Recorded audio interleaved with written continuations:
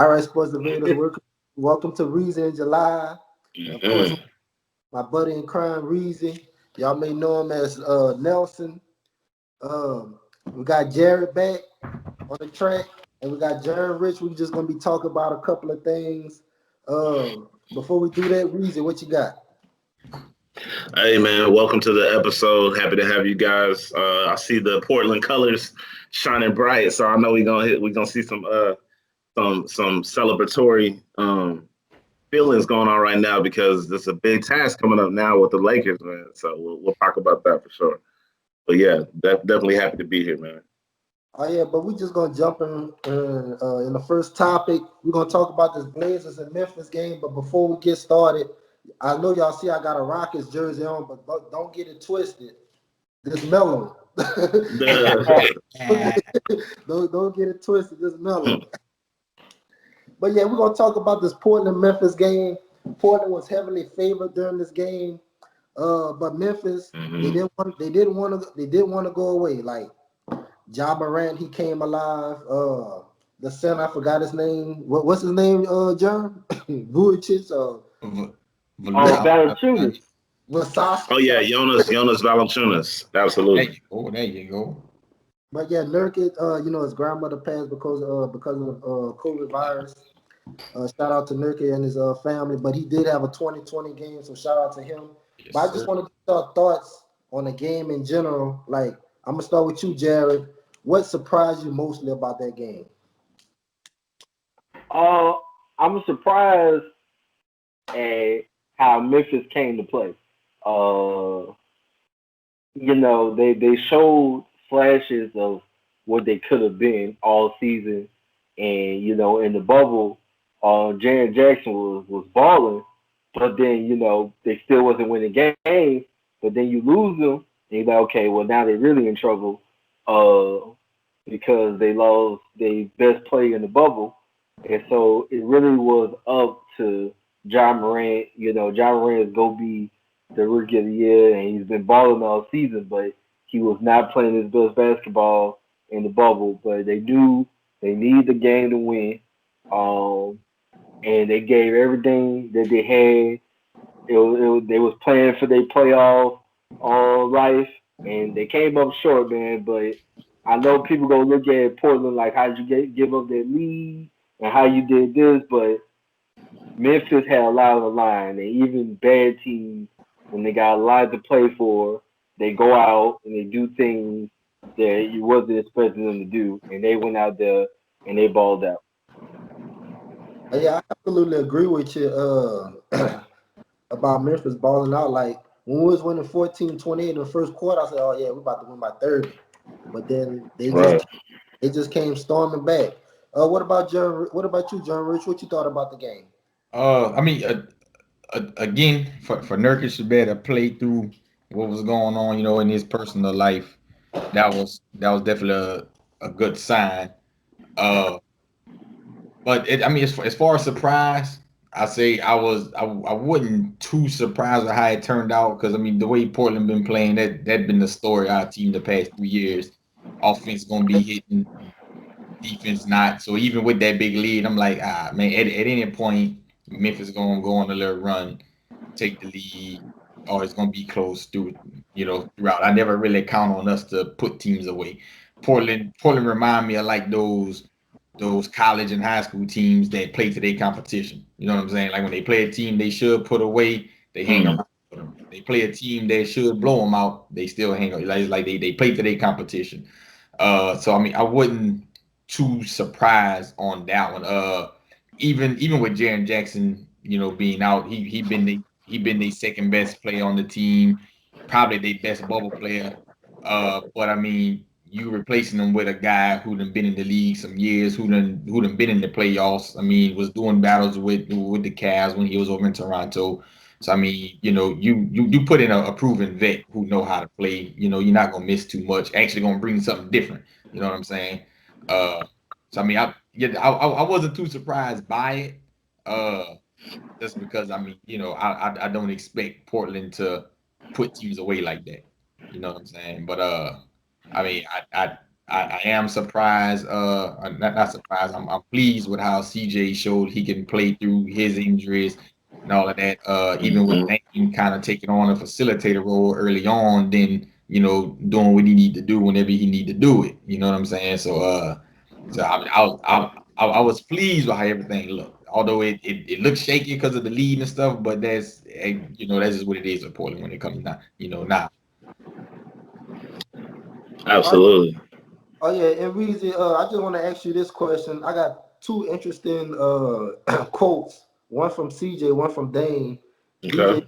DJ said straight up to the crowd, John Moran can't fucking guard him. That's the Right. one quote I want to get. And the other quote from Dame after the game, Dame said that, and what you think about this quote? He said for all day wins, they have to earn their wins. Like nobody rested players against them. Exactly. Yes. Exactly. And yeah, I mean, About oh, go ahead. My bad. Did you finish your question? My I, bad. I just hear your thoughts about those two quotes. Yeah, I mean, both quotes are very indicative of what happened in the game. I mean, with John Moran, we'll start with that one with the CJ McCollum. I mean, he told the truth.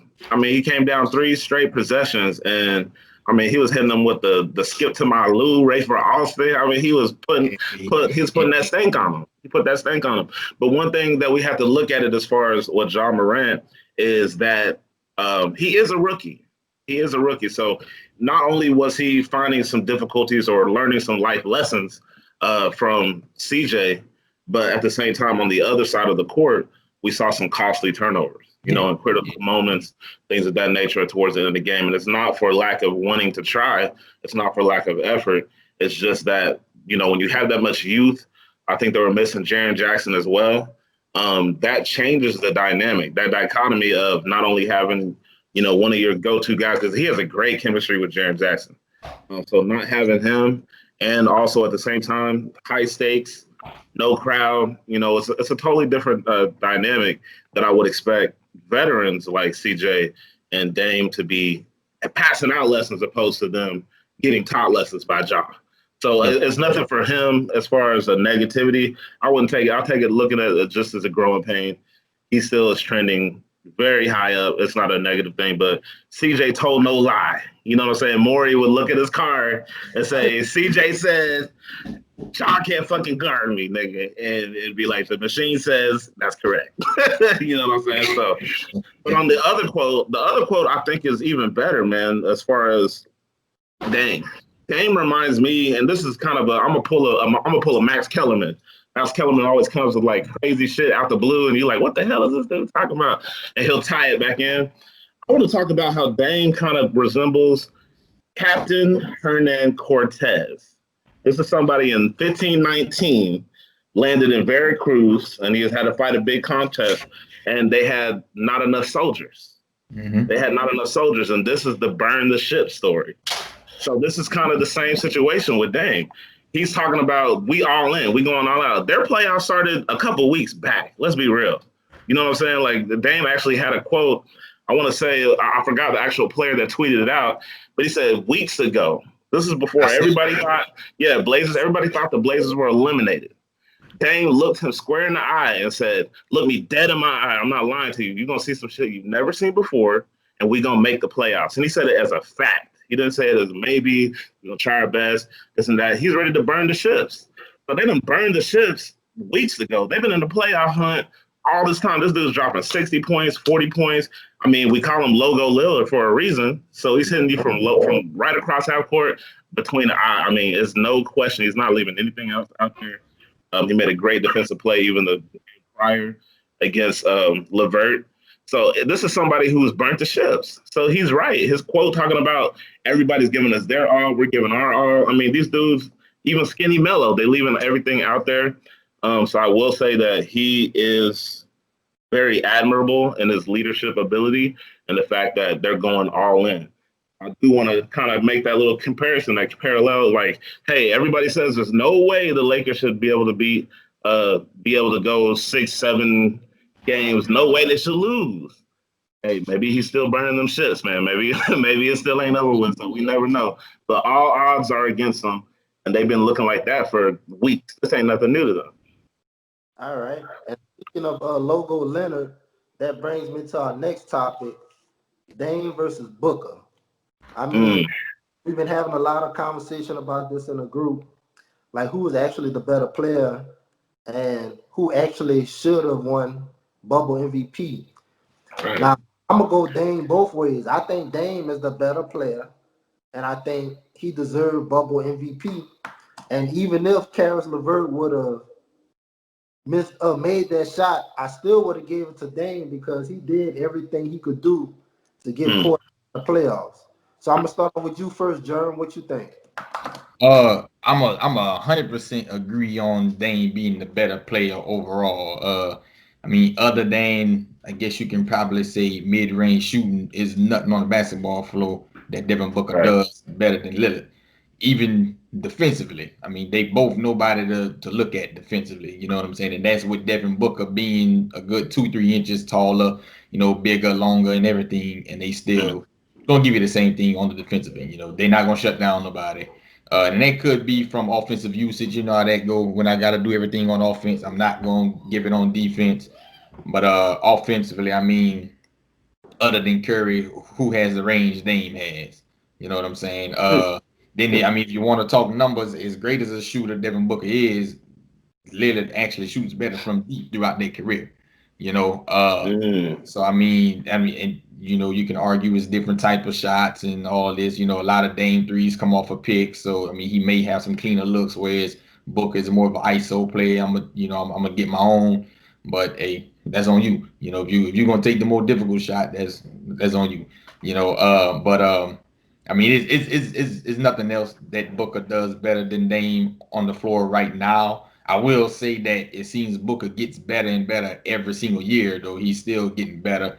Whereas Dame, I think skill wise, talent wise, Dame has probably peaked, but now he's learning different angles of the game on how to attack. So now he's growing smarter.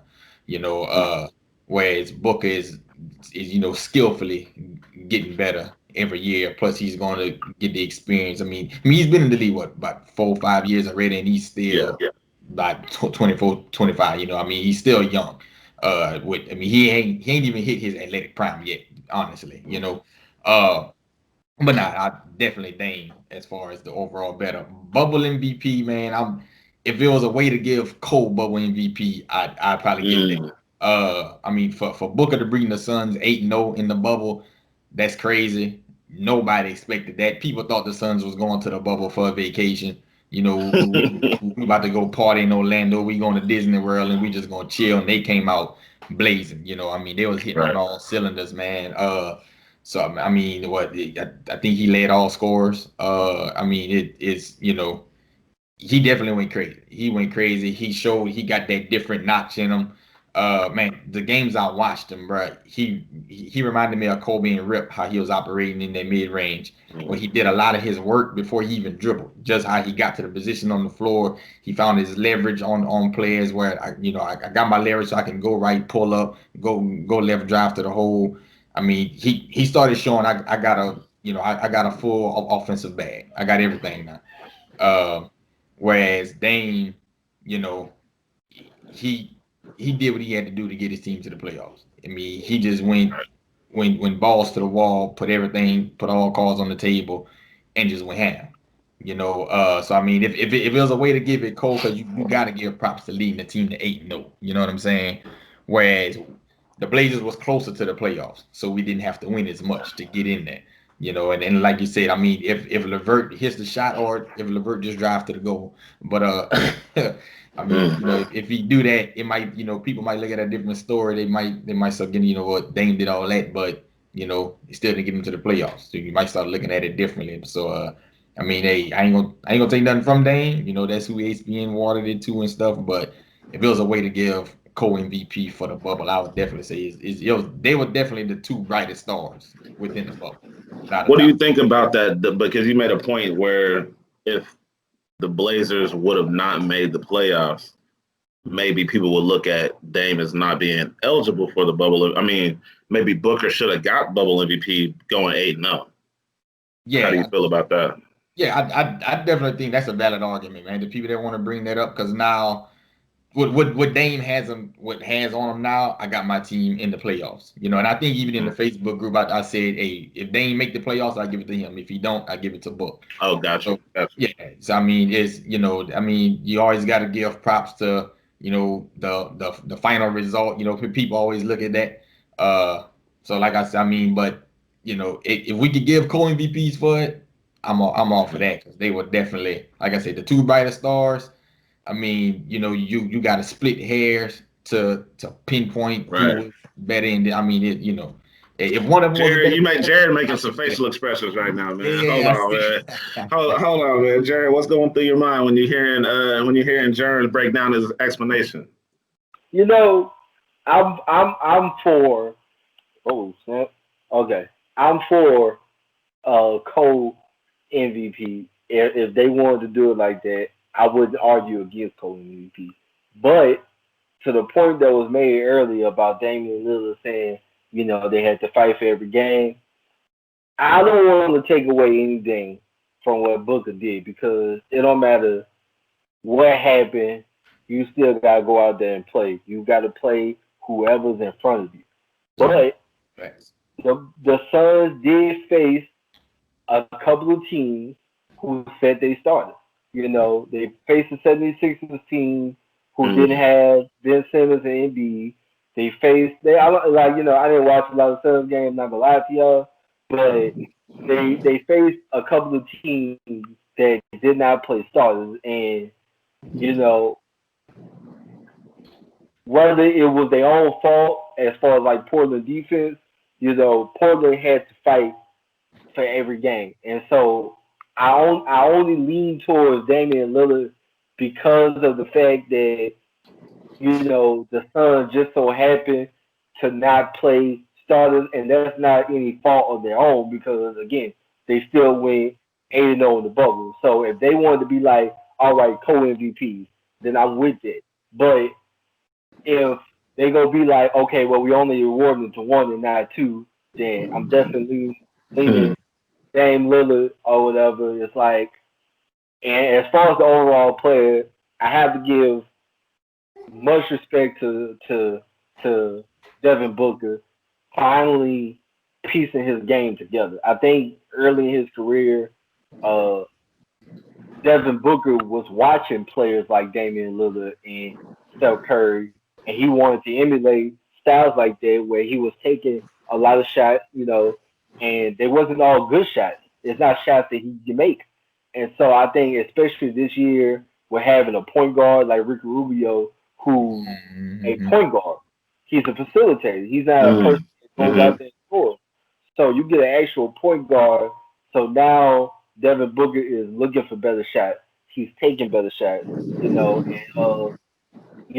talks about, Kobe Bryant being an inspiration. And what people, who might grew up watching Kobe and stuff like that was, especially like midway to later in his career, Kobe Bryant, he wasn't a big, 3-point shooter or whatever, and he wasn't a high percent. He didn't shoot 50%. I think he got a career like 45% shooter. But what he managed to do is he still was a shot maker. And Devin Booker showed throughout the bubble that I may not be no crazy high percentage from a logo player. Mid range may be my game, but I'm gonna go out there. I got the length, I got the height, I got the size. I'm used to my advantage. I'm gonna take better shots. Like Kobe Bryant did a lot of post ups. He had good footwork. He learned footwork from centers who had good footwork because you go out there and you try to post people up. You try to find ways to build off your strengths and not have teams feed on your weakness. And so that's what happened with Devin Booker early in his career. Teams fed on his weaknesses because he kept showing that, hey, I'm not this type of shooter, but I'm gonna keep taking these shots. So I think this year his shooting percentage went up. He took better shots. The Suns started to show promise. And I don't know if they're a playoff team next year, but I do think they're better. I do think that if DeAndre Ayton doesn't get suspended for those 25 games, then I think they're in a much better position than what they were going into the bubble. You know, like again, Memphis is a young and up and coming team, but anybody from Memphis to the Pelicans to even all the way down to Sacramento had a chance at the eighth spot because, you know, just because the West was that deep, there is a lot of young talent, but a lot of those lesser teams are raw talent. So teams like the Suns, like the Pelicans, like Sacramento, they either had injury problems, suspension problems, or they're just young. You know, like Hmm. Sacramento don't have Marvin Bagley, you know, who's supposed to be a crucial role. You know, the Suns didn't have DeAndre Ayton for 25 games. You know, the Pelicans didn't have Zion Williams for X amount of games, and then other players within their starting lineup was missing games.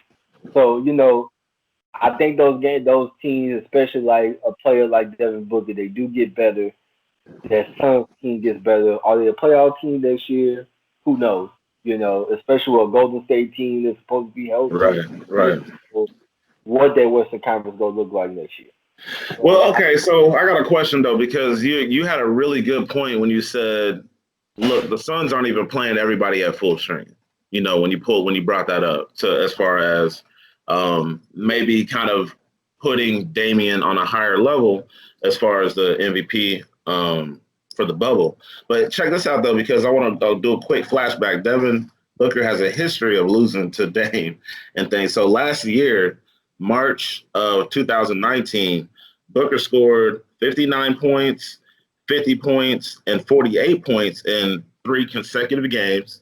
Over that period of time, he averaged 52 points per game, 6.3 assists per game, 5.7 rebounds per game, and his percentages were 62%, 48, 90. So he was like almost 50, 40, 90. He was just 2 percentages short of 50. It really would have been 60, 50, 90, which is crazy.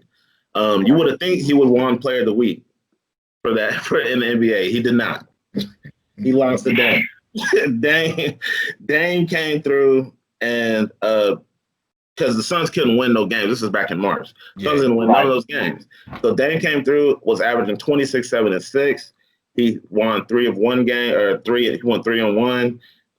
Booker was a kind of the runner up, but Dame kind of showed that resilience. But here's my argument as far as when I look at their bubble stats, right? So the bubble stats for Booker is 30 points over the 8 games. This is not counting the play-in, right? With Memphis.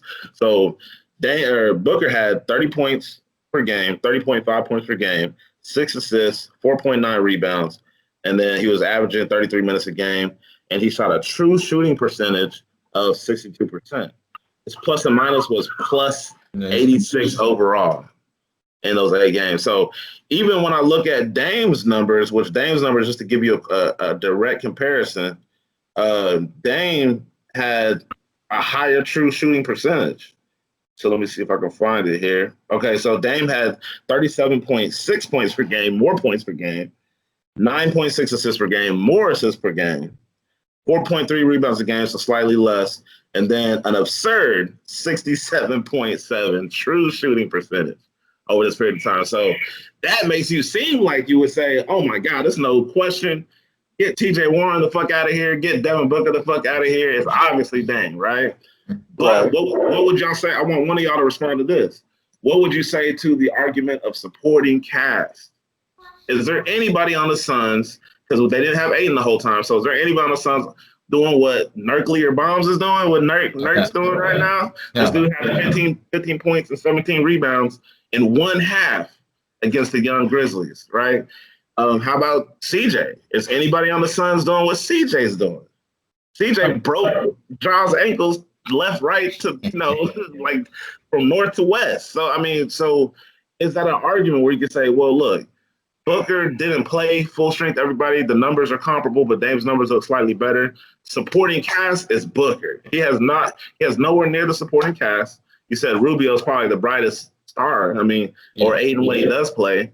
Yeah. But Booker over here hitting game winners on Paul George and Kawhi at the same time, hitting game winners. Yeah. So, I mean, I definitely, if you bring that argument up, Booker definitely got a little notch on that one. I mean, because you think about it, Melo hit clutch buckets in the bubble. CJ hit clutch buckets in the bubble. Gary Trent hit clutch buckets in the bubble. Mhm. The Suns, Booker hit them. You know what I'm saying? Right. It was all Booker. And I mean to even piggyback more off of that, you know, if Nurk and them was there all season, they might be resting in the bubble anyway. You know what I'm saying? So I mean, yeah, clearly supporting cast is much better on the Blazers side of the ball. So and that's why I was saying, man, for Booker to will the Suns to 8 wins, because that was Booker. Even with the I crazy will give game, him. yeah, I yeah, will give Booker that nod of, there is not a comparable supporting cast, but Right. but it but still is what it to is, play though. to play devil's advocate here just a bit, just a little bit. Okay. To play devil's advocate, one, people criticize CJ McCollum heavy because he was not shooting well. Hmm. Right. So they're supporting Cavs, Nurkic the game before did not play well. Whiteside didn't play well last game, Right. and Right. so those days. So my argument to that, if I had to make an argument, my Right. argument to that is that star player, you know, putting those players in position to be better. Because my criticism of Damian Lillard in the past has always been that sometimes Damian Lillard tends to want to play hero ball. And Mm. so I think early in his career, especially some years ago when he hit the big shot over Houston and Right. Philadelphia, it's like Damian Lillard used to have a tendency to take those shots, and back then they were not good shots. They were not dropping like Hmm. they were like they are now, but he was taking them, and they were not at a high percentage. And so I always looked at Dame like, a lot of those problems in Portland of them not getting farther than what the talent suggests was Damian Lillard trying to do too much. And so I think, especially in this bubble, we've seen from both players, uh, both of them really learning pace. You've seen Right. Damian Lillard being a facilitator, a point guard, and he's still averaging 30 points, but he's getting the assist numbers. You Yeah. know? So he's moving the ball, and I think there's a difference between being a playmaker and just getting assists. It's I like gotta agree with that. He actually found Melo to ice this last game. and he made So big plays to make sure Melo, because people wrote off Melo, and Melo is playing some of the best ball that he's Mhm. played in a couple of years. I mean, given the last two stops that he had in his career was in places that I don't even know how he ended up there, because I knew from jump that he wasn't going to get utilized very well. Right. But I do think Damian Lillard showed that he could be a facilitator and a playmaker and not just an assist guy. I think that's what people get confused when they watching basketball sometimes. Like, man, oh, such and such average a bunch of assists. Well, if Mm. they average 8 assists, but they also average 6 turnovers, they really not that good of a playmaker. It's like I think what makes LeBron James a solid playmaker as opposed to just an assist guy is he doesn't have those turnovers in relation. The ratio between assists to turnovers is significant as opposed to a player like James Harden. Well, I'm passing the ball. Okay, you got 8 assists a game, but you average 6 turnovers. So I Right. mean, Right. what are those assists doing for you? It's like they had a player years ago, Kendall Marshall, who averaged like 7 assists. He can Mm. pass the ball. But he's not in the league. He didn't stay in the league. It don't matter if you can pass the ball. Can you make Right. winning plays? Can you be on the floor when it matters to make those passes? You Yeah, know. Dame definitely showed that he has the ability now to, like you said, have low turnovers, high efficiency, high production. Plus, he's finding Trent, he's finding CJ, he's finding Melo. So I agree. I mean, I do think he's a bubble MVP. But July, did you want to take us to the last? This is the tough one right here. This next topic. Uh, yeah, we just gonna get into our first round picks. Hmm. I think we're gonna start off with the most obvious pick. I think we all gonna agree on. And I'm gonna go first. I got Milwaukee over Orlando 4-0. Easy. Yeah. 4-0. Agreed. That- We might not even need right, to talk that's it. about that one. I got the Well, sweep. Right, that's it. We know how that go. I got the sweep. Yeah. I'm gonna get into a more intriguing one. I got OKC in 6 over the Rockets. I'm gonna start off with you, John Rich. Ooh. I don't know, man. I don't know. I'd say if Westbrook can't play, yeah. If the hamstring is troubling Westbrook too much, I got Thunder over Rockets. I don't know. I'd say probably 6. Just because it's gonna change what the Rockets been doing all year with them. But I mean, if Westbrook can go, look, I don't know. The Thunder been overachieving all year. Right. I mean, you got Chris Paul, that's a proven vet. He gonna will them dudes, but I don't know, man. It's a bad matchup for him. It's a bad matchup for him. Now I think what will come to that if Steve Adams can really control the paint and make it hard for Covington and all them guys to be able to switch off and get them other dudes on them. I think the Thunder can do some try. I think that series will go through Steve Adams. If Steve Adams can take advantage of his size on in the paint on the boards and all that, I think they win. But there's also changing what they do because now you're asking him to play on the block more than coming out to set those high screens. If you really want him to take advantage of his size, so that's kind of changing your scheme. Uh, Defensively, fuck everybody on the Rockets on the 3-point line, so he's not even in the paint really defensively. So I mean, That's what I was going to ask. Like, PJ Tucker yeah. is not going to make Steven Adams not playable? Right. So you almost kind of taking him out of defending the paint, and doing what he can do. So as I said, I think it's a bad matchup for him, just how they play. OKC is probably one of the more, I would say, traditional style of basketball teams in the league right now. When you got Houston that's playing a style of basketball, I mean that's some AAU basketball they playing. You know what I'm saying? But hey, it's working for them. If Westbrook can play, I got Houston in 5 or 6. If they can't, I'm gonna say OKC in 6 or 7. So I just want to say this right quick. Whether Westbrook play or not, a series victory for Chris Paul would do wonders for his career. Oh People yeah, at him different. Absolutely. Chris Paul ain't got to win a championship. If he could win this series, oh yes. people would look at him. And it's so funny. The Rockets traded Chris Paul because he couldn't stay healthy in the playoffs. Now you got a situation Where Westbrook hurt. Russell Westbrook hurt, That's and ironic. Chris Paul, and they're gonna take y'all out. That would get D'Antoni fired. It'll be a legacy hit on Harden. Even if Westbrook don't play, it will be a legacy hit on him. But yeah, I think it definitely legacy on Harden. Definitely. Mm-hmm. Harden lose first round is Lord Jesus. but Terry, I want to hear your thoughts about this. I like to point out for one before I make a pick is Westbrook's style of play will always have him in a position where he can have these type of soft tissue injuries. He's still not a very good shooter, and so a lot of his game is predicated on aggressiveness and athleticism.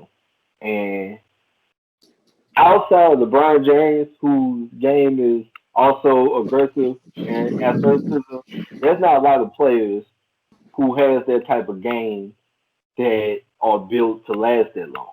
It's like having a running back. You take all them hits over the years, running backs don't last long. So I think that's something to monitor. With that being said, Mm. I got OKC winning. I had OKC winning with Westbrook. Um, Wow. Okay. uh, I thought with Westbrook though it'll be a longer series. It'll go 6 or 7. But I think without Westbrook, I know they say he's not gonna play game 1, and so I got OKC in 5 or 6, and I only say that because, in my opinion, from what I watched from early in the season until when they made the switch, when Houston made the switch to like completely small balls. Early in the season, Westbrook, you still seen Westbrook can't make the shot, and I think they went ultra small to highlight Westbrook's game and make it easier for him. And I think being that small without Westbrook and not having a reliable big that can play good minutes is going to be a problem because you got it's like it's easy to win games like that throughout the season because you playing different teams. There's days rest in Right. between. You playing different personnels on different teams. Blah blah blah. You got to see the same team at least 4 times straight, and and that's gonna beat up on that team. It's like what Houston depends on with going ultra small is they depend on James Harden, Russell Westbrook driving and fouling and getting fouled, and they depend on these smaller people to hit shots, hit 3 pointers. They take a lot of 3 pointers. They take a absurd amount of 3 pointers, and I've seen it from Houston in the past. Houston's offense to me is a gimmick. It's like it's gimmicky. It's video game type stuff. Like I'm gonna keep pressing X, and eventually these shots will go fall. That's why James Harden struggled against the Warriors. What it was last year before, when he missed like what 20 something straight 3 pointers. If you keep missing that shot, stop taking it. Mm. It's like if you're missing that many shots straight, stop taking. It's like they went against a team with two of the most prolific 3-point shooters. And when they're cold, they're going to stop taking those shots. James Harden, it doesn't matter. He's going to take those shots. He would take 30 shots a game. James Harden played in the last game of the season in the bubble. For what, I don't know. He played a lot of minutes against a 76ers team, and neither one of those teams are playing for anything.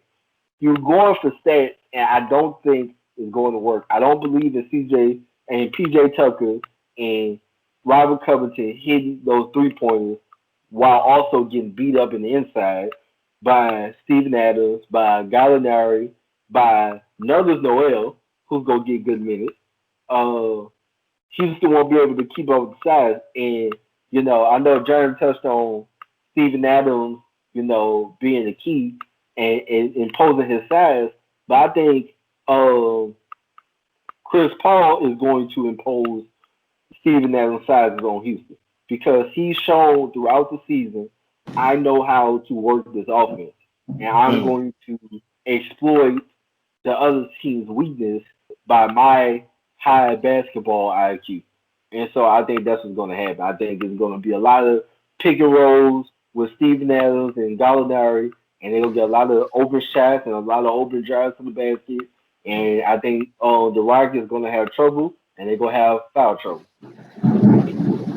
So I got a question though, because we supposed to be debating, man. Y'all agreeing over here talking about Oklahoma going win. Nah, come on now. Don't you worry, it's going to get touchy. All right.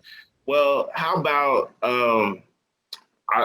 if I were to say Houston wins without Westbrook? I'm saying Westbrook don't come back and Houston gonna win. And you kind of hit it on the head, July, when you said legacy is about to get killed. It's too much more on the line to me. For me right now, Harden not being in, I don't see really Steven Adams being I can see Steven Adams being either or a gift or a curse, because you have PJ Tucker, he's going to be living on that 3-point line. It's not going to be Steven Adams as far as clogging the paint. Yeah, I don't know if that's going to be effective though. And then my thing is with Harden, who's going to guard Harden? Who is going to guard Harden? I mean, unless it's Roberson or somebody that's more secretive. My biggest threat to me, as far as OKC dominating and causing a lot of problems, is that dude with the gold lightning bolt tattoo in his hair, Dennis Schroeder. I think Schroeder is somebody who could come in, average 17 points, be a problem, and Rockets have no answer, and it's a wrap. When I look at the Rockets' actual lineup, outside of Westbrook, this is just, maybe Westbrook comes back after missing 3 games with a quad injury. But I look at Robert Covington as a potential person who could be a big player as far as making a lot of threes, doing a lot of the things where Harden needs to do, the drives and the kicks, things of that nature. And then House, and then it's another dude that shoots threes pretty well for the Rockets outside of Tucker. I forgot his name. He got the messed up hair, Macklemore or something like that. But Ben McLemore. Ben McLemore. These dudes are all like they're all to me like a bunch of J.R. Smiths.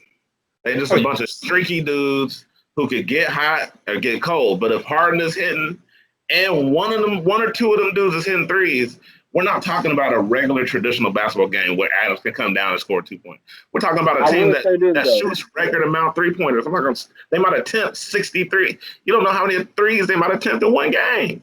This is true, but to that point, I think, and we've seen it in the past, James Harden's biggest strength is his biggest weakness in the playoffs. You don't get those whistles in the playoffs. We've seen it happen to James Harden too many times, where he'll take 13 free throws a game in the season, and then when the playoffs come, he's complaining about not getting those calls. Now he does still get some whistles that are real suspects, but whatever.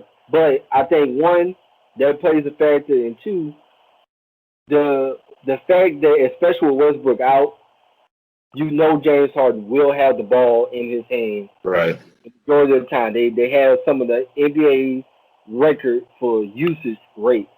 You use his strength to his disadvantage because he is a high usage, a high value, and a high turnover team. OKC with Chris Paul, what they do very well is they take advantage, like I said earlier, of those team weaknesses. If turnovers is a weakness, that's a problem because you can't. If you depend on streaky shooters being consistent for 4 wins, I hate to break it to you, but even when J.R. Smith won the championship in 2016, you couldn't depend on him for 4 wins. You got to depend on him for 1 game at least. Right. Not 4. So I've seen it in the past where they tried that, and it always Houston's downfall. It's always James Harden downfall. It's like unless James Harden somehow changes his style of play overnight, I expect the same results, to be honest with you. Yeah. I definitely think they're gonna live and die by the 3, that particular series. Okay.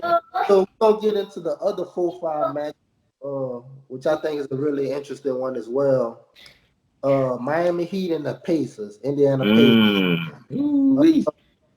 That's going to be a very intense matchup, as y'all know the story with Jimmy Butler and T.J. Warren. I think Jimmy Butler is the winner so far. Jimmy Butler is the winner, and I have the Miami Heat continuing to win that matchup with the Pacers. I got them winning in 6, playing Milwaukee in the next round. I want to hear from you first, Reezy. Let's go. Okay, just real quick before we start, Sabonis is out, correct? Yes. Yeah. Sabonis is out all series. All right. I still want to be the bad guy, bro. Like I'm gonna be the bad guy all episode, man. I got Indiana winning. And this is why, man. Oladipo, baby. Oladipo. So we focus on T.J. Warren. We focus on all the stuff. Oladipo's in a contract year. He's looking at being a free agent next year. I like what the Heat are doing, but I will to try to throw a little bit because I love their team. I like Tyler Hero. I like Nunn. No one really talks about Nunn. He's nice. I like what he does as well. Of course, we love Butler. Duncan Robinson is a sharp shooting assassin, from 3-point. And then obviously Bam is like a whole monster. You know what I'm saying? Like there's really no way to even really quantify what is Bam. He's like a mixture of Ibaka / Giannis. I mean, we don't know what he is. We really don't know what he is. But I will say this as far as the Heat, I think Derrick Jones just went out with a really gruesome injury last game. Yeah, he got carted off. I'm not sure if he'll be able to return. But I really like if Sabonis was there, I would feel so confident in saying all this because Sabonis is just underrated. People don't talk about this dude. But since he's out, I will go into T.J. Warren and I will go into Oladipo. T.J. Warren don't have to win the battle between Jimmy Butler.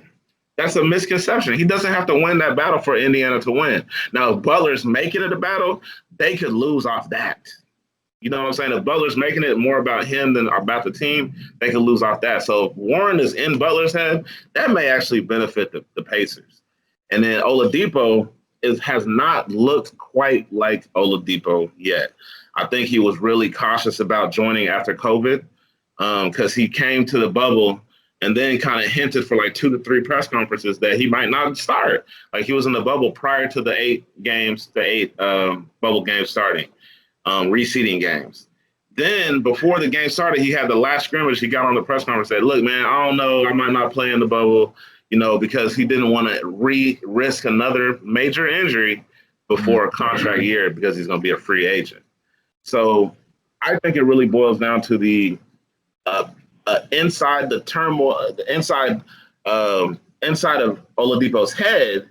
Am I going to burn the ships and go all out? I don't give a fuck. We're not going. There's no escape route. Nothing. I'm not worried about free agency. We in the playoffs now. This is legacy type shit.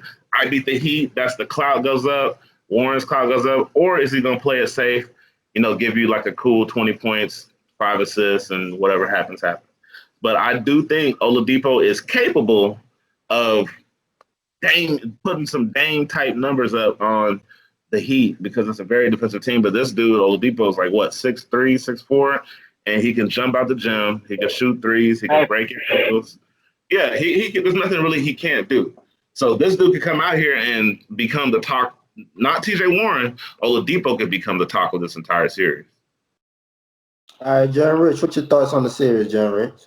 I'm going Heat in 6. The reason being is because they in the bubble. He got a lot of young dudes. Being in that bubble is not gonna be a true playoff environment. You ain't gonna have all that noise. So it's just dudes playing basketball, and I think that's gonna help them a whole lot. With a coach that done been to the promised land several times, him being able to just focus on basketball and not even have to worry about this playoff environment and the crowd and the traveling and all this other stuff that go on during playoff time. It's just, look, we in this bubble that we've been in the past few weeks anyway. We just hooping. I think that's gonna benefit them a whole lot with that. And again, with Sabonis being out, I think it's just gonna be a big blow to the Pacers on that side of the ball. I mean, the Heat got Bam. They got I can't think of his name right now, man. The other big man. Yeah. So I mean, they got Kendrick Nunn, who, like you said, he's been undervalued, underrated all year. In my opinion, rookie of the year, runner up to Ja. He played more than Zion too, so you got to put him there. They got the shooters. They got Hero, Robinson. You got Butler as a vet, but I agree. Butler can also play them out. Put too much pressure on them, basically. Some internal pressure. I mean, it didn't been rumblings about Butler everywhere he went with locker room stuff. So who knows? I think being in that bubble helps the Heat a whole lot, since they are a young team that they won't have to worry about a lot of that playoff environment stuff. So I'm going Heat in 6. Heat in 6. All right, Jad, who you got, Jad? I got the Pacers, and I got the Pacers for actually similar reasons that John got the Heat. They in the bubble. And they also got young players. But they got young players with experience.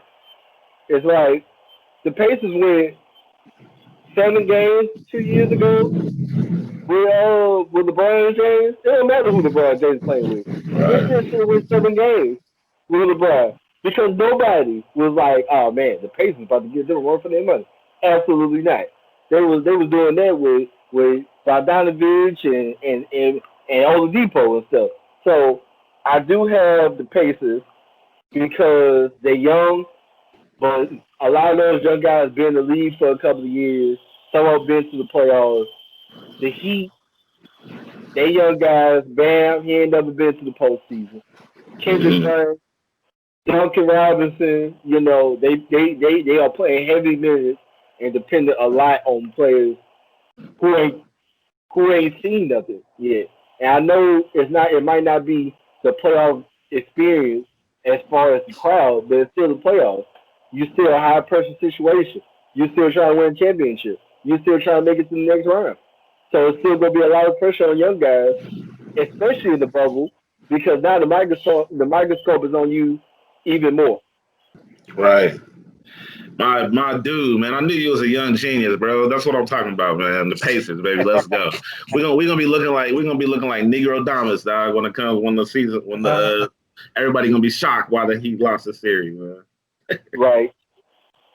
All right, y'all. We're gonna get into this next series. This next series, uh, I'm gonna talk about this series a little bit. The reason why I wanted Kevin Durant to come back this year was because of this bubble, and everything was unexpected. Like, Mm. could you have imagined Kevin Durant coming back with Brooklyn and leading the Brooklyn Nets to get to a conference championship or to a finals? You would see how you think about what they could have done for him. And word is Guilty. he's 100% healthy. So I think honestly, if Kevin Durant would have came back, maybe Kyrie Irving could have came back. Maybe Spencer Dinwiddie would have came back, and they would have beat the Raptors in 5. Oh yeah. But since they not back, I think the Raptors most likely sweep the Nets. Yeah, that's Mm. true. We don't even need to discuss that. It's That's like I like Brooklyn, Right. and they got some young players, but what I've seen from Karis LeVert in that game against Portland is Karis can ball, but with the game on the line, man, he ain't ready to make those big decisions yet. It's Because not enough, right? right, he should have drove that ball. That was definitely unnecessary. He made that shot more difficult than it needed to be. Hmm. Either trying to draw the foul or try to make an easier shot by going to the rim. Put You it in know, decision. Make the referees make right, a decision. right. Make the yeah. make the make the Take, make yeah. the referee and the defense Hey, make a That's what decision. that's what I always Do you preach. come out on them? Right. Technical. Do you come out on them or and try to close down the shot and he drive past you and you gotta try to foul him or block the shot and no fouling him? You He you you force those people to make that decision, and he I made don't think he's ready for he that. won the play before, right? The possession before he made an and one, huh? Yeah, he did. He Mm-hmm. drove hard and made an and one. Mm-hmm. He made big plays all throughout the game, but now we call timeout. We run the play through you. We need to win, and ISO. right. It's like look, we seen the last 3 years, especially. Kevin Durant was like, "Hey, fuck that, give me the ball." When they said when they said Patrick Beverly played defense on you, he said what? He got in that press conference and said, "You know who I am," and they couldn't stop it off. Put 50 points on him the next game. That was all she wrote after that. Mm-hmm. All right. So y'all thinking the same thing? Nets in 4 or 5? What y'all thinking? Raptors, what you talking about? That's 4 and 5, Yeah. right? yeah. Nets They don't got a shot, man. they don't have the roster to play with the Raptors, and they ain't got No. the coach to play with the Raptors. No, they don't. Yeah, you're right. 5, man. And they ain't ready. Jack Vaughn, he did a good job, but he ain't gonna be the coach next year. Hey man, shout out Monty Williams too, man. Shout out because he also was a part of that 8-0, man. He was a Oh, part of that 8-0. Shout out Monty Williams, man. man, let's go back to the Western Conference, man. Let's go to this series with the Mavericks and the Clippers. Ooh-wee. And I just don't think the Mavericks match up with them. Like, Nope. They can't finish. They gonna make it interesting. I will say they gonna make it interesting. No, they I don't think won't. this Oh. so Mavericks did not want in the first round. I promise you. Yeah. This is Right. Yeah. no, It's I don't mean they're gonna make it interesting like they can win it. Absolutely not. They're gonna make it. it's They're gonna make it athletic. entertaining. They might get a win or two, but it won't be close. Okay, Like I'm with you there. even if they got a win or two, nobody gonna look at it like, oh man, the Mavericks can take this. They can go up 2-0, and I'm still like, you know what? The Clippers just about to win 4 straight games. It's a it's definitely an athletic mismatch for them. I will say though, in my opinion, it's gonna be tougher than what people think. It's gonna go 6 at the most, but it's gonna be a hard 6 games. I think people think the Clippers just gonna dominate them outright, beat them. I think it's gonna be a hard 6 games, strictly off the strength, man. Rick Carlisle can fucking coach, and I think Right. with that non-athletic roster that he has, probably the most least athletic roster I've ever seen. You one of the best offenses ever. You know what I'm saying? And Porzingis averaging 30 in the bubble. That man, look, he I got mean, that injury right. He ready. it's it's crazy for him to do that with that type of roster. You know what I'm saying? With a roster that looked like I should slow it down, be methodical. It's crazy, man. It's crazy. So I think it can definitely be a challenge for the Clippers. I think they pull it off just off the depth of their team, the star power of Kawhi. If playoff P is really playoff P and not the past couple playoff Ps we done seen. All Not the George Paul. We need Paul yeah, George, not just yeah. not George Paul. We need Paul George. We need Paul George. But I Wow. mean, the depth of their team, I mean, that's a well coached team too. So I think they pull it off, but I think it's gonna be some tough games. I think because of the mismatch, like the athleticism mismatch of them, is what's gonna actually make it a good game. You know what I'm saying? Because it's not gonna be, it's like a battle of strength and weaknesses against each other. But having Rick Carlisle as the man behind the ship on it, I mean, hell, look what the hell he did against Miami in 2011. Everybody talk about the LeBron meltdown, but Rick Carlisle put Yeah, that blueprint in on how to defend him. that was Like also a very unathletic team. a very unathletic team. You know what I'm saying? I mean, your best athlete was an old Sean Marion. You know what I'm saying? Right? Uh, so I mean, definitely, I think it can make it interesting. But at the end of the day, man, when you got the star power like the Clippers got, it take a whole lot to overcome that. Is the Clippers will have to lose games for Who do the you man. think is gonna be who do you think is gonna look like the lead dog? Because it looks like we all have the Clippers winning. But I think Paul George for these first couple series, for some reason Kawhi seemed a little odd. Something don't seem 100% right with Kawhi. I feel like Paul George might look like the opposite of playoff P. I think we might get some where he's just draining threes, doing all this stuff on this other. Like I think he might be the dude who looks either him or Lou Will. I think Montrezl Harrell, man. I think Montrezl Harrell is going to eat up the. I think he's going, and I think his athleticism mismatches was going to stand out more than anybody else's. I Yeah, think he's going to his eat up. athleticism will be Montrezl the Harrell. typical. He Oh gonna yeah, break us. Montrezl Harrell about to go off. Oh yeah. Hey, Yeah. but what I don't get, and I'm gonna roll into this next series. Why Dallas wasn't trying hard enough to catch Utah? Because I think that would have been a better matchup for him with Denver. But let's Yeah. go Utah and Denver series. We've seen the emergence of Michael Porter Jr. Utah, Mike Conley just had another baby, so he left the bubble. I think whether he was in the bubble, outside the bubble, they still would have. But since he's not in the bubble, I'm gonna go ahead with Denver and 5 over Utah. You got Jared. I got Denver in 6. And they match up better against Utah. Without Mike Conley, I think Donovan Mitchell's gonna have the ball in his hand more, and I don't think that's his game to be the main ball handler. We've seen that before Mike Conley got there, he was the main ball handler, and that's just not how he functions better. He functions better without being the secondary ball handler. I think Jokic is going to outwork uh, Rudy Gobert. I think he has talent. As slow as he moves, his footwork is solid, and Rudy Gobert is either gonna get himself in foul trouble or he ain't gonna be able to keep up because Jokers will come out their paint and take those jump shots. So I got Denver in 6. Just because I just think Utah can maybe like sell them a game or two, but if they lose in 5, I won't be surprised either.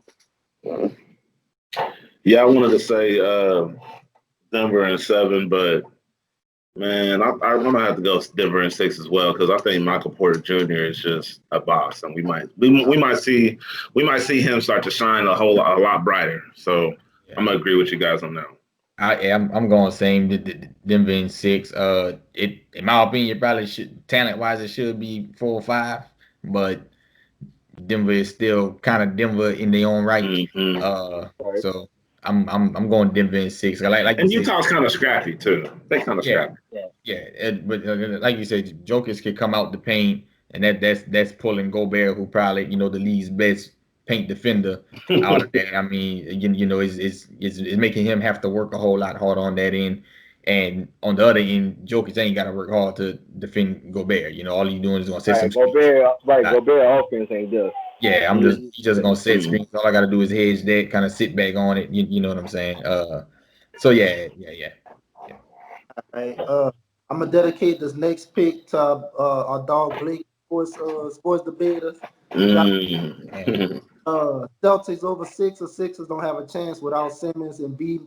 I don't know what's going on with his back, but Sixers they don't have a chance with Embiid anyway. I got Celtics 5 as well. I don't have Celtics going too much into maybe about 6 games with the Sixers. They'll beat them easy.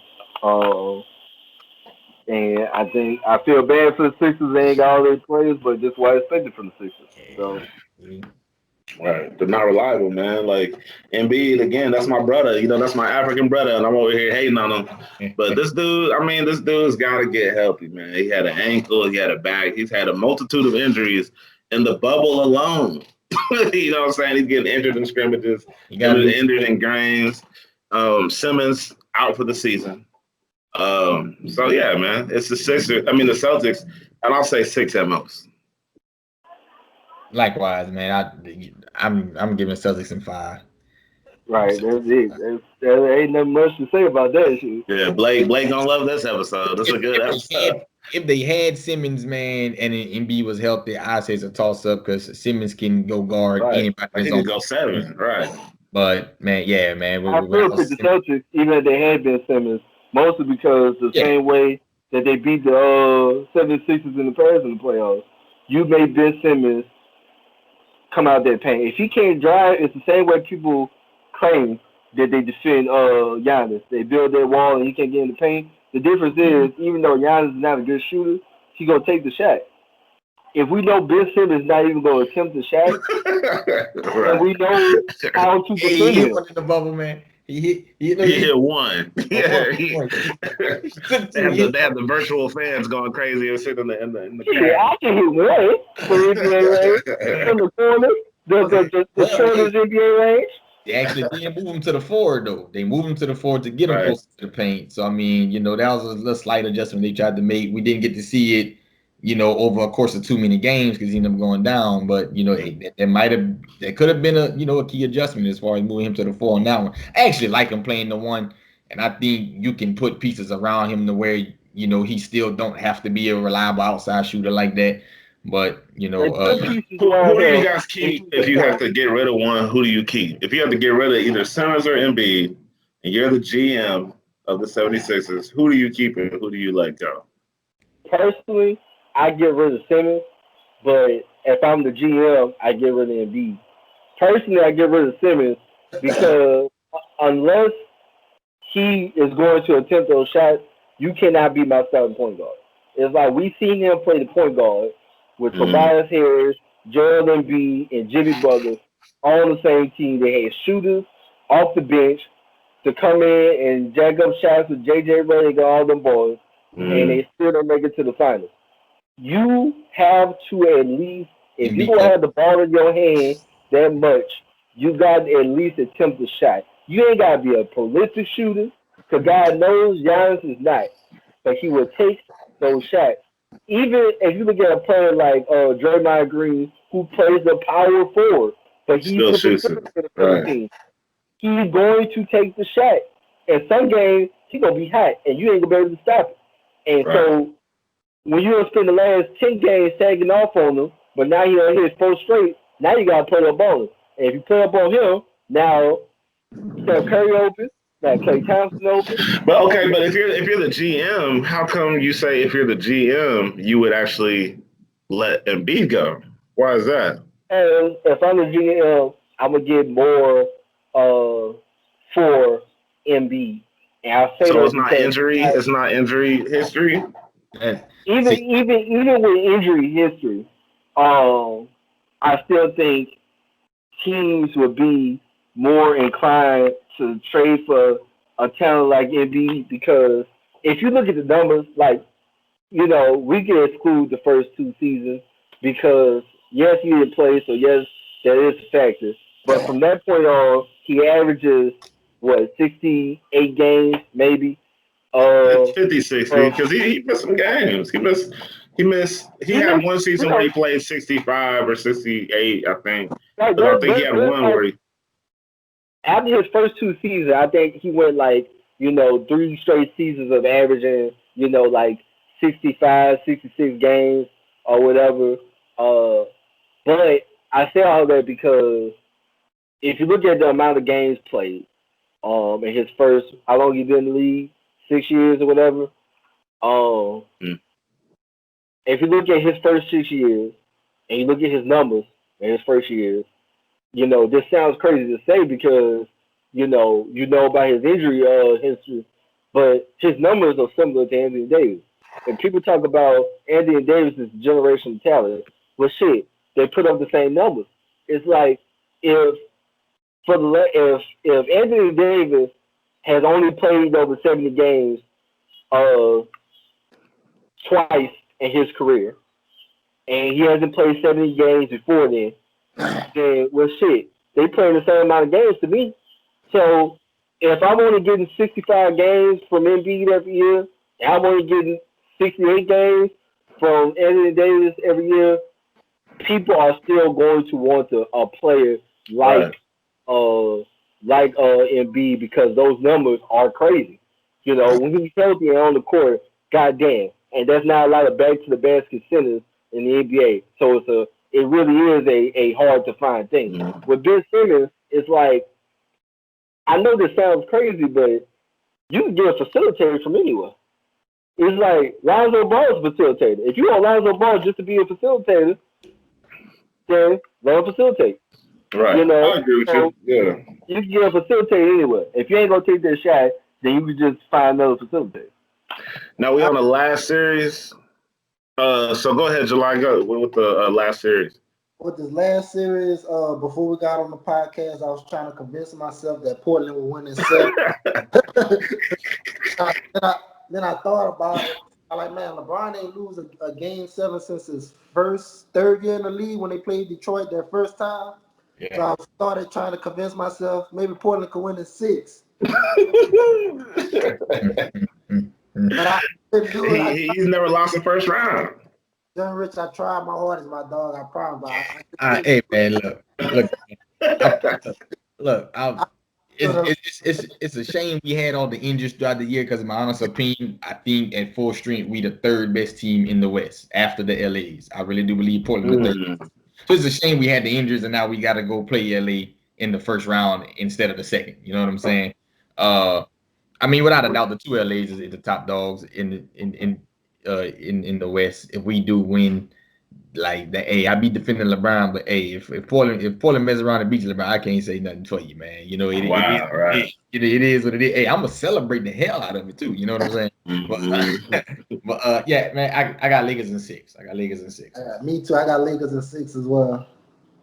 I got Lakers in 5, baby. In the words of B. Rich. Come on, hey man, my name good for two her hero games. He should. I mean, Hey, I do think it's possible. I think we're about to see the real Lakers. Like everybody been talking, and I really do think they actually have been sleepwalking a little bit. I Two think losers coming got together. what playoff LeBron look like. I'm not gonna lie Yes, to you. here. I know this is debate. This is debate show, so I guess I give y'all something to debate, man. Oh my God! You about to say?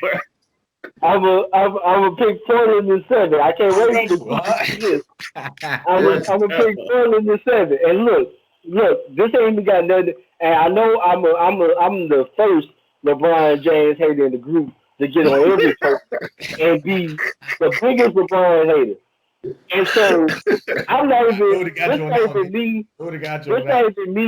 This not even me saying LeBron James is go lose this form or I don't believe in LeBron James. Okay. Absolutely not. First of all, I've seen Anthony Davis in the playoffs. Anthony Davis has done nothing for me in the playoffs. He beat Portland, yes, absolutely. But I mean, his career for the first 7 years of his career has been subpar when it comes to postseason. So yes, Anthony Davis is a hell of a talent, and he big time, and his numbers back that up. But I gotta see Anthony Davis doing the playoffs. It's like the same way I'm gonna criticize these other stars like James Harden. James Harden made it to the Western Conference Finals, but James Harden also been the deciding factor why they lost to the Western Conference Finals. So yeah, it's great. It's like people talk about Kevin Durant going to the Warriors. Well, shit, he made the finals before he got to the Warriors, and them numbers were better than LeBron James, but they weren't a better team. He went to a better team and put up better numbers. So, How do you think it's gonna look? Like if the Blazers beat the Lakers, are we talking about Dame 60, 70 points every night, or how's that look? What it looks like is people talk about, well, what do you do with LeBron James and Anthony Davis? Here's the thing. We know what LeBron James is capable of. LeBron James is always going to make the impact. Even if he doesn't shoot well, he's going to always make an impact. So you can never stop LeBron James. And I don't even think you can necessarily stop Anthony Davis. Anthony Davis stops himself sometimes. He's done that a couple of times in the bubble. He's done that a couple of times throughout the year and throughout his career. He stopped himself in games by, not being aggressive enough, blah, blah, blah. But I think Portland has enough bodies to lean on Anthony Davis. The thing about Anthony Davis is big, but Anthony Davis got his injury problems too. You don't need to be a lockdown defender on Anthony Davis. You need to wear Anthony Davis down. Outside of LeBron James and Anthony Davis, there is nobody on the Lakers. Nobody. Absolutely nobody that I am concerned about whatsoever. Not J.R. Smith, Deion Sanders, Alex Caruso. I love what Dwight Howard's doing, but he's not concerned. When you look at Portland, especially what they've done in this bubble, Jerry Tritton is a concern. TJ McCullough is a concern. Nurkic is a concern. Damian Lillard is a concern. It's like what we've seen in the playoffs for the last 5 years is we've seen teams, better teams, be successful. We've seen top-heavy teams fall. We've seen the Bucks have Giannis dominate, but Eric Bledsoe disappeared completely last year, and they were stopped easy.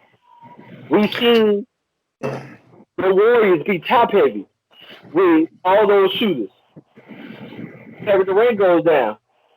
Then Klay Thompson go down. Now you're not top-heavy anymore. Now that bench is depleted because it wasn't a bench to begin with.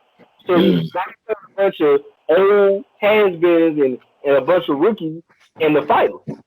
So they are facing a team that could give them a run for their money in the Western Conference Finals in the first round. So to summarize it, it would look like AD not showing up how it's supposed to, LeBron not being enough to overpower the perimeter scoring from Dame, CJ, Gary Trent, and Nurk on the inside. I'm gonna say this. I don't think we can stop the Lakers from scoring enough. Even if they not hitting on all cylinders, like you play the Blazers, you guarantee to score 100 without a doubt. You know what I'm saying? That defense. Yeah. Now I do think in this bubble, ain't nobody playing no defense. I'm on record. I think it's gonna be the first 100 wins.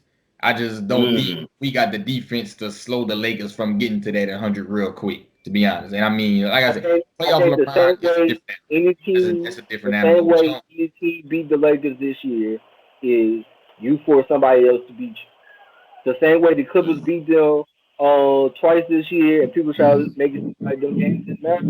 They matter. And that's possible. That's possible. I don't think we have the player to do that to LeBron though.